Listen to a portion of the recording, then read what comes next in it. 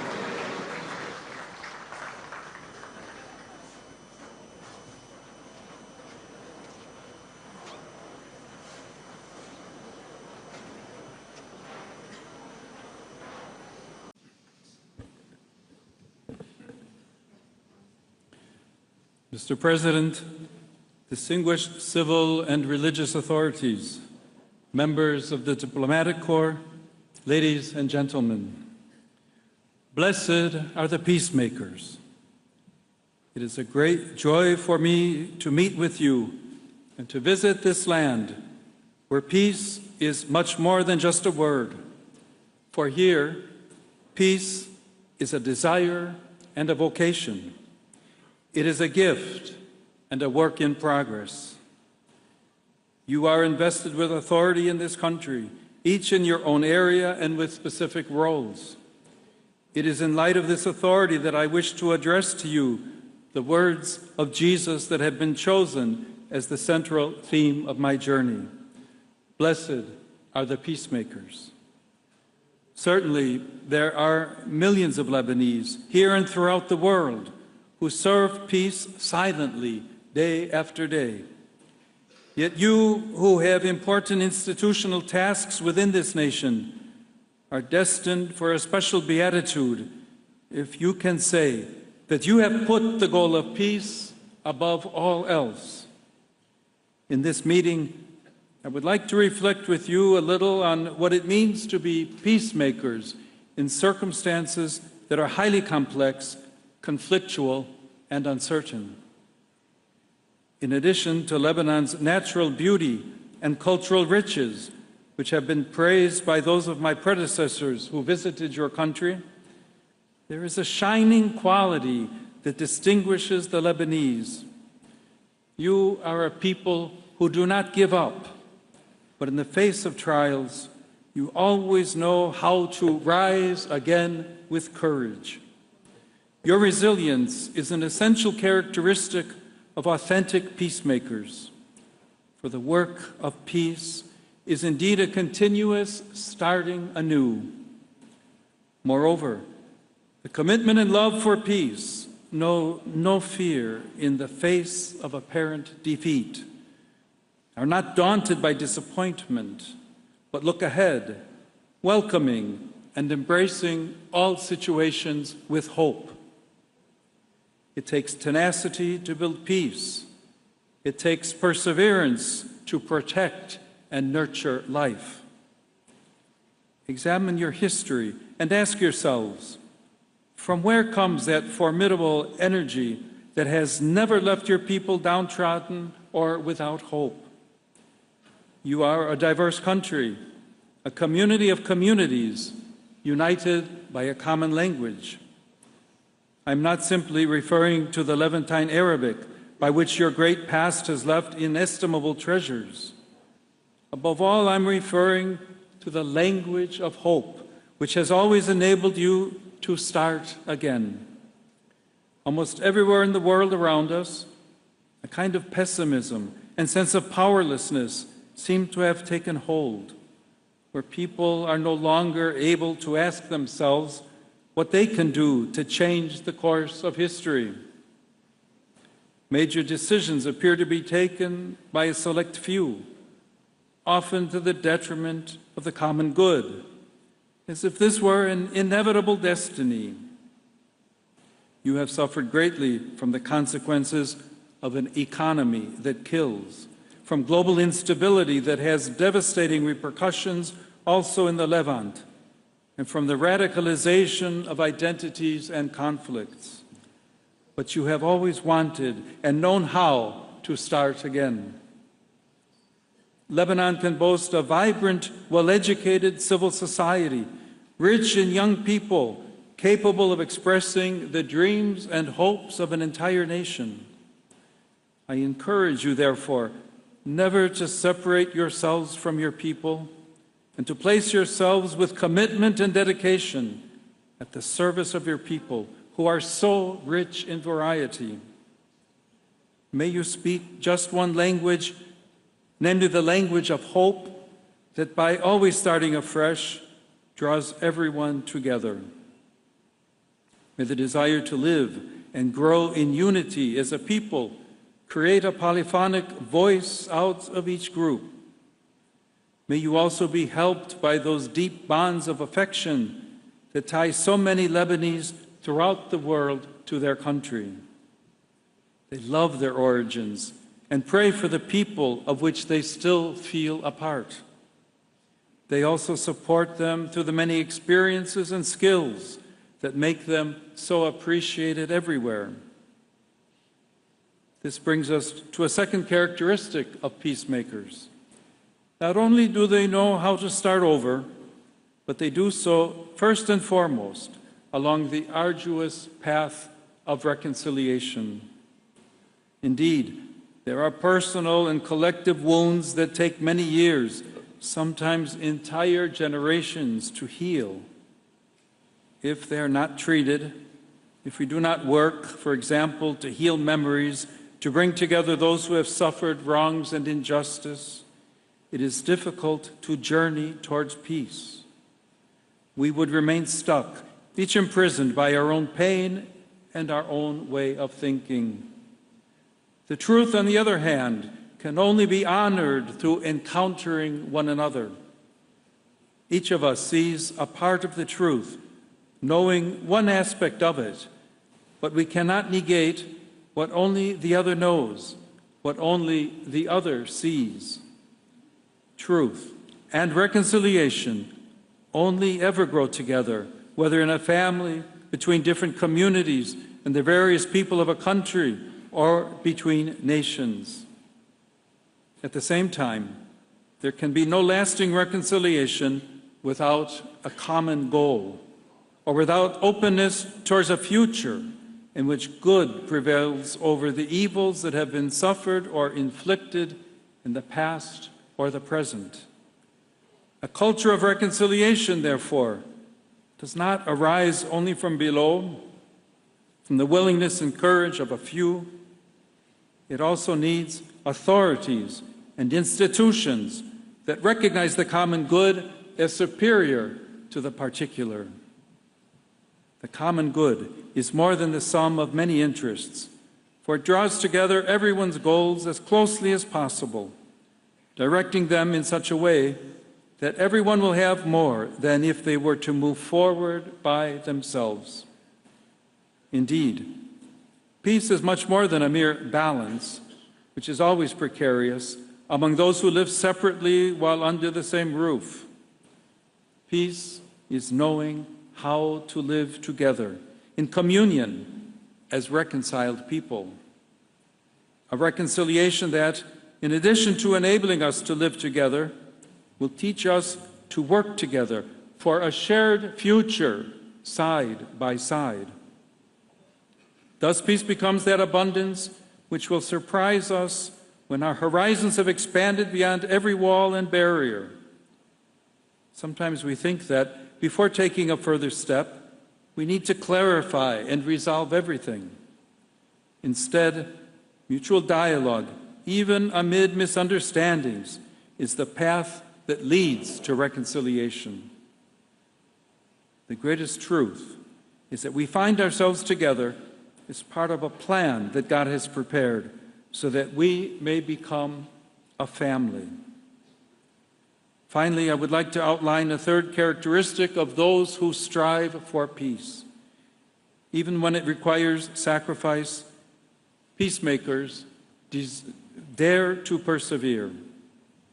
There are times when it is easier to flee or simply more convenient to move elsewhere.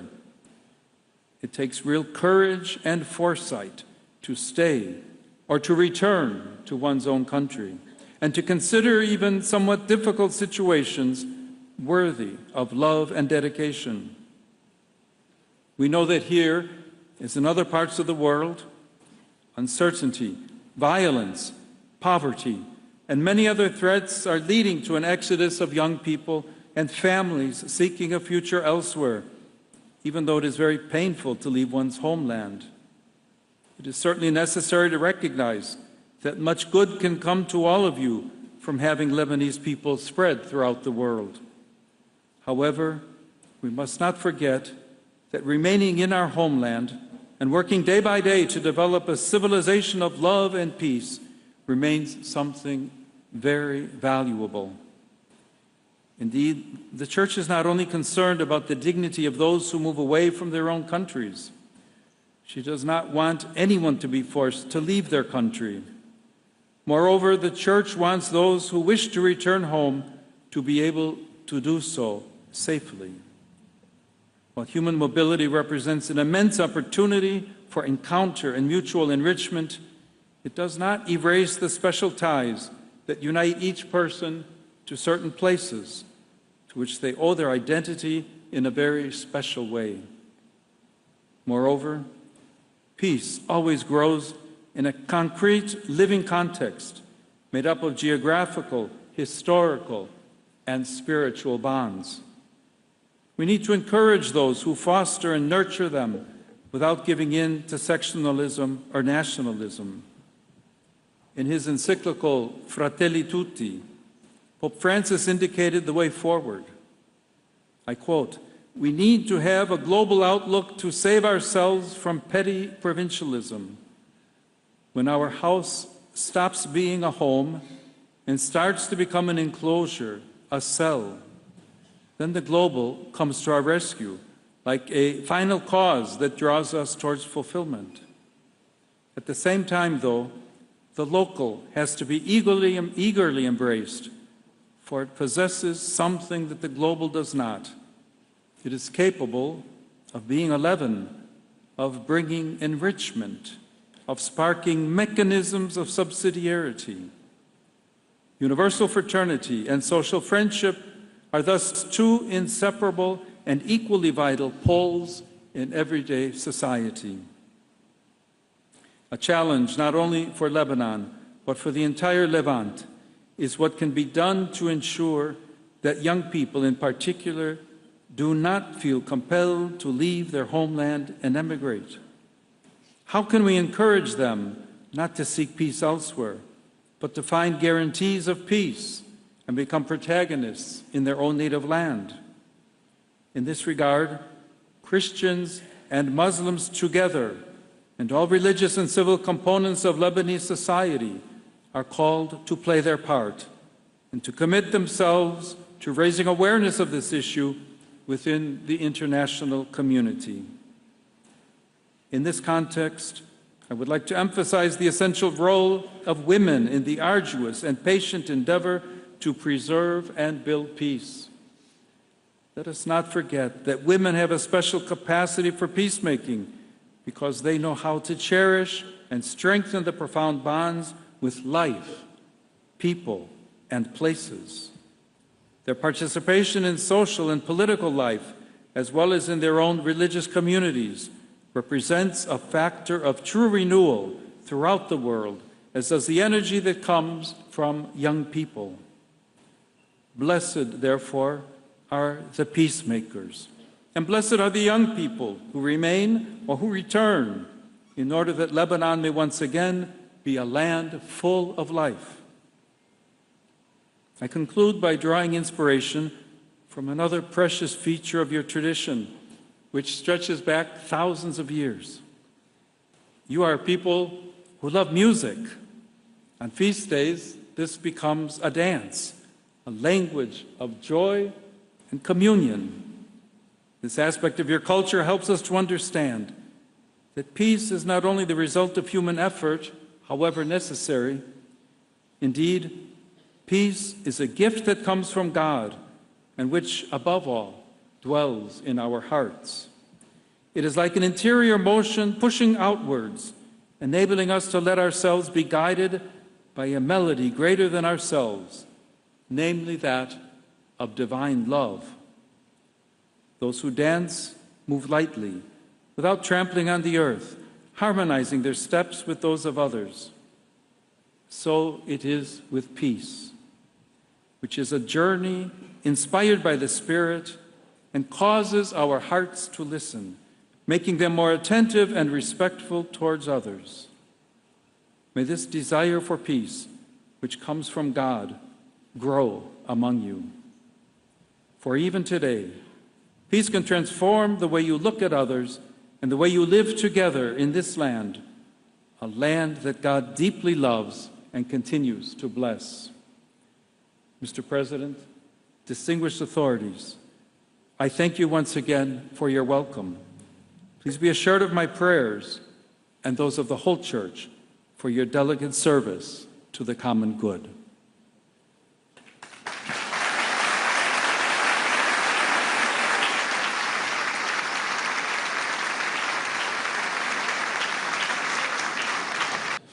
مساء الخير وأهلا وسهلا. Good evening and welcome to Lebanon. قداسة البابا ليون الرابع عشر، بفرح عظيم أرحب بكم رسول سلام في وطن السلام. بشرف عظيم وباسم الشعب اللبناني بكل مكوناته وطوائفه وانتماءاته أرحب بكم في هذا الوطن الصغير بمساحته الكبير برسالته. لبنان الذي كان وما زال أرضاً تجمع بين الإيمان والحرية، بين الاختلاف والوحدة، وبين الألم والرجاء. صاحب القداسة، إنكم لا تزورون بلداً عادياً، بل أرضاً محفوفة بخطوات التاريخ المقدس. فقد ذكر لبنان في الكتب المقدسة مراراً رمزاً للعلو والثبات والقداسة. وقد استعمل نشيد الأناشيد جبال لبنان وغاباته كرموز للجمال والروعة والنقاء. فغدت هذه الأرض شاهدة على عظمة الخلق ووفاء للتاريخ المقدس. بفخر عظيم أرحب بقداستكم على أرض الكنعانية الراجية شفاء ابنتها، حتى قال لها يسوع: يا امرأة عظيم إيمانك، ليكن لك كما تريدين. وشعبنا اليوم كله يا صاحب القداسة مثل تلك الكنعانية. إيماننا عظيم ورجاؤنا شفاء النفوس والقلوب والعقول من الأحقاد والحروب والدمار. أهلا وسهلا بكم على الأرض المسيجة بالعذراء والمكرسة لاسمها، من أقصى الجنوب حتى أقصى الشمال، وفي الوسط سيدة المنطرة قرب صيدا، حيث انتظرت العذراء ابنها يسوع، حتى جعلنا يوم بشارتها عيداً وطنياً لكل طوائف لبنان، في ظاهرة لم يعرفها أي بلد آخر في العالم. أهلاً وسهلاً بكم على الأرض التي من بعض مائها المتدفق من حصباني الجنوب تعمد يسوع في نهر الأردن. لبنان ليس مجرد أرض تاريخية، بل موطن القديسين العظام، ومنهم القديس شربل الذي ستزورون مقامه المبارك. كرمه الله بعطايا ومعجزات امتدت لكل البشر دون تمييز بين الأديان، مظهراً وحدة الشعب اللبناني وإيمانه العميق. هذا هو لبنان الذي يستقبلكم اليوم يا صاحب القداسة. لبنان الذي تكون بسبب الحرية ومن أجلها، لا من أجل أي دين أو طائفة أو جماعة. وطن الحرية لكل إنسان والكرامة لكل إنسان.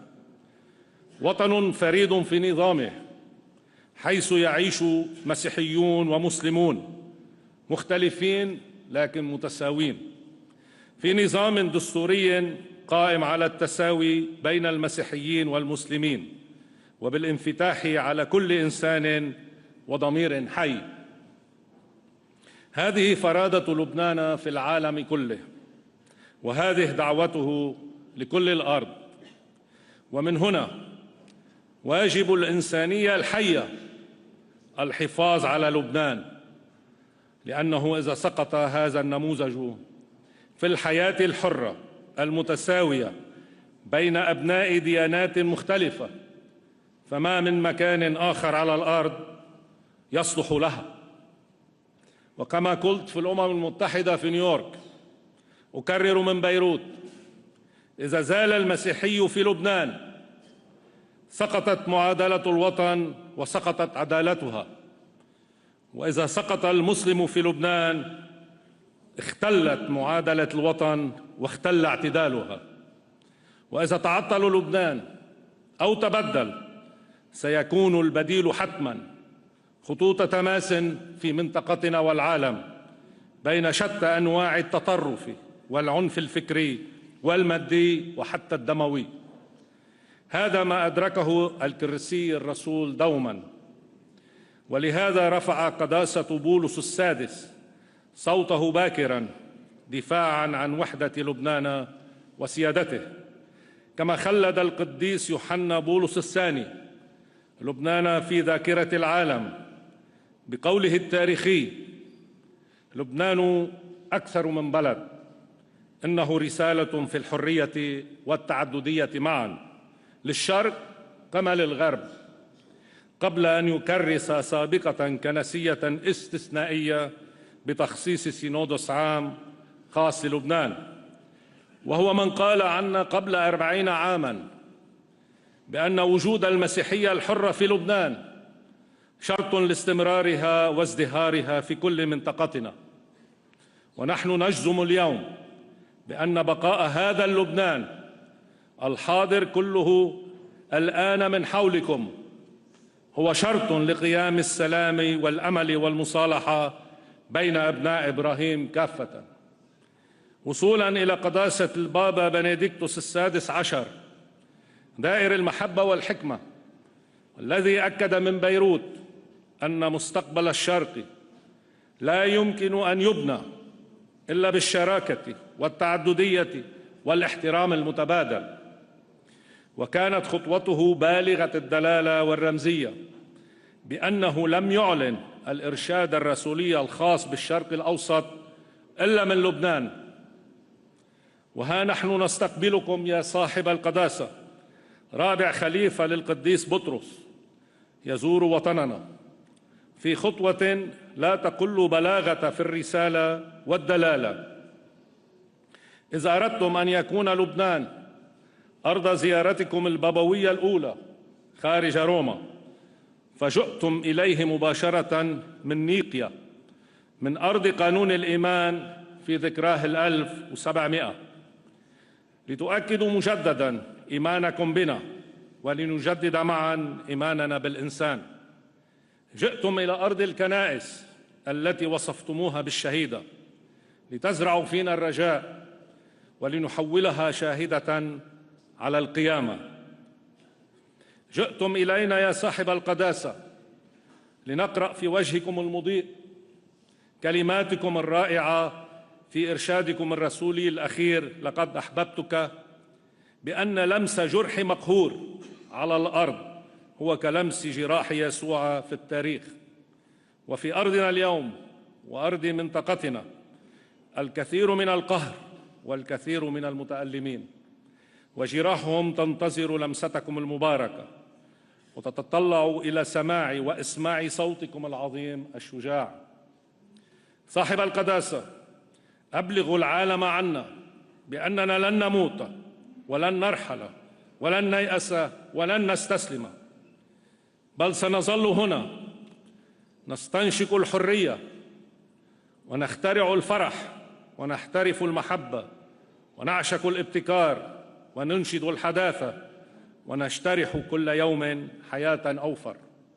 أبلغوا العالم عنا بأننا باقون مساحة اللقاء الوحيدة في كل منطقتنا، وأكاد أقول في العالم كله، حيث يمكن لهذا الجمع أن يلتقي حول خليفة القديس بطرس ممثلين متفقين لكل أبناء إبراهيم بكل معتقداتهم ومقدساتهم ومشتركاتهم. فما يجمعه لبنان لا يسعه أي مكان في الأرض، وما يوحده لبنان لا يفارقه أحد. بهذه المعادلة يعيش لبنان في سلام مع منطقته وفي سلام منطقته مع العالم. ومن الآن حتى يسمع المعنيون ويقتنعوا: لا خوف علينا صاحب القداسة، فبصلاتكم ودعائكم وبإيماننا بحقنا ووطننا باقون هنا أبناء الرجاء وأبناء القيامة، باقون هنا نور الشرق ومنارته وملح أرضه، وباقون هنا رسل محبة وخير. فمنذ البداية وحتى النهاية نحن تلاميذ من أوصانا ألا نخاف وأن نثق به، لأنه بمحبته وسلامه غلب العالم، ونحن شهود على ذلك وعاملون لتحقيقه. عاشت المحبة، عاش السلام، عشتم يا صاحب القداسة، عاش لبنان.